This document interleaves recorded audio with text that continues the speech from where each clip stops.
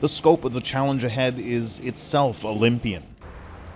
To protect more than 1,500 athletes and 500,000 visitors for 2 weeks.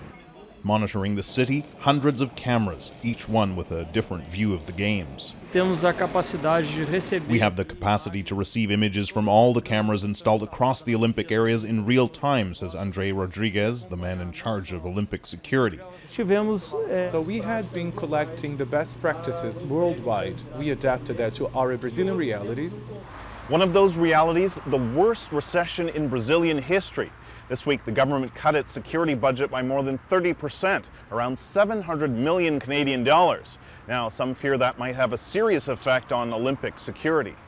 Paulo Storani is a former captain in Rio's Special Operations Police. He says Brazil isn't taking the risk of terrorism seriously enough. The size of the Olympic security force, twice that of London, is an effort to compensate for the fact that the country didn't invest enough in the necessary technology and equipment. What worries me the most, the Brazilian intelligence alleges that a terrorist attack during an Olympic Games in Rio de Janeiro would be low risk.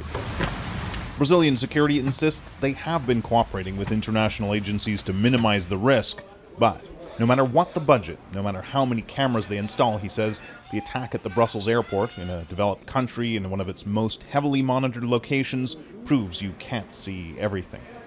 Brunhuber, CBC News, Rio de Janeiro.